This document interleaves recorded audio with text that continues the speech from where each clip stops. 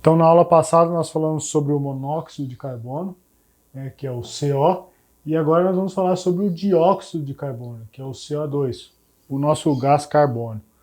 Então, o gás carbônico ele também vem aí, né, ele vai vir das queimadas, né, e a gente pode mais especificamente também falar que ele vem aí dos combustíveis fósseis, do petróleo, do carvão e do gás natural. Então eu fiz aqui uma Terra, né, com a sua atmosfera. Então aqui está a Terra, só para dizer que o gás carbono ele é o grande responsável aí pelo que a gente chama de efeito estufa. Então vamos colocar aqui efeito estufa. Bom, é claro que o gás carbono ele existe naturalmente na atmosfera, mas o que vem acontecendo é que ele ele é o grande responsável, né, por criar uma camada, vamos colocar aqui, de gás carbono aqui. Ele cria aqui na camada um filtro, né, dos raios que vem do Sol, e ele é o grande responsável aí por esse filtro, ele está segurando o calor na Terra. Eu vou te explicar como que acontece. Então esse é um fenômeno natural. O que acontece? Então imagina que a gente tem então aqui a toposfera, mais ou menos aqui. A toposfera vai dar uns 16 quilômetros, né, em distância da superfície da Terra.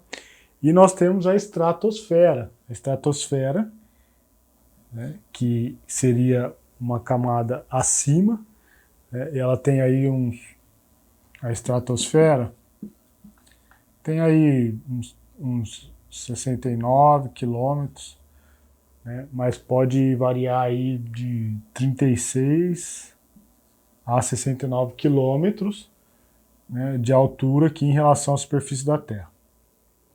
Então acontece aqui um acúmulo desse CO2 que é o que acontece. A energia do Sol bate aqui, a energia do Sol ela emite as ondas, né, tem as ondas de ondas curtas, que é capaz de passar por essa camada aqui da camada do CO2. E a hora que ela volta com uma onda mais longa de calor e ela não consegue passar aqui dessa camada. O que acontece que é a grande responsável, né, pelo manter esse calor. Agora, o que acontece é que às vezes essa camada ela, né, se desloca, tá vendo? E acontece um superaquecimento do planeta por causa do excesso de gás carbônico que é colocado na atmosfera.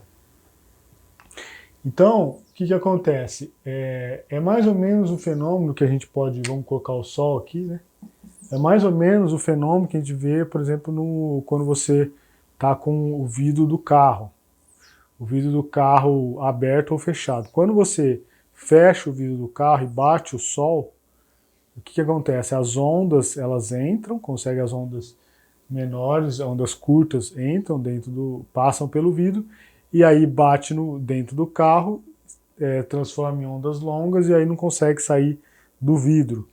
E aí que causa o grande, quando você entra no carro, quando acontece isso, está aquele super calor.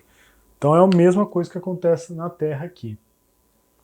Então o painel internacional de mudanças climáticas, ele diz que o grande responsável pelo aquecimento global é o CO2. Aqui nós vamos ver que nós também temos o metano. Mas o grande responsável, segundo o painel internacional de mudanças climáticas, é o CO2. Por quê? E aí, quais que são os problemas que podem acontecer com a variação dessa temperatura? Porque a variação, ou seja, um aquecimento, ela vai mudar, um aquecimento não natural, vai mexer com o micro e com o macroclima, né, do planeta, e você mudando com o macro e microclima, você vai mexer com todo o metabolismo dos organismos, né? Por exemplo, vai mexer aí com o metabolismo das plantas. As plantas que elas, dependendo da temperatura, é que vai regular o metabolismo e vai regular a sua entrada em dormência, por exemplo, ou o início da sua floração. Então, quando você muda a temperatura, muda todo o ciclo natural das plantas, muda o metabolismo, tá? Então, aí a gente tem assim, a gente pode colocar, né? Qual seria a grande solução? A grande solução, hoje que está se muito falando, é o que você ouve falar do sequestro de carbono. E quem é o grande responsável pelo sequestro de carbono? Né? Nada mais é do que os fenômenos da fotossíntese, né? Que a gente encontra aí nas plantas, né? E a gente encontra nas algas, algas capazes de fazer fotossíntese no mar. Então, é por isso que hoje fala-se que então, quando você tem queimada, você tem maior liberação de CO2, e quando você tem a queima dos combustíveis fósseis, você tem maior liberação de CO2, e ao contrário, quando você planta, quando você está, quanto mais verde, você vai estar sequestrando, vai estar tirando esse gás carbono do ar. Porque lembrando que existe o gás carbono, é o que entra, né, vamos colocar aqui, vamos fazer aqui uma folha.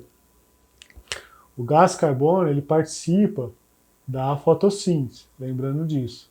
Tá? Na planta, entra o gás carbono, né, e sai o oxigênio. Tá? Enquanto que no homem, diferente, né? O homem aqui diferente, ele respira o oxigênio, entra o oxigênio e sai o CO2.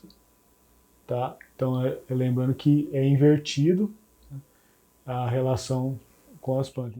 Tá bom? Então, a próxima aula nós vamos falar sobre os gases metano e quais são seus impactos ambientais na natureza.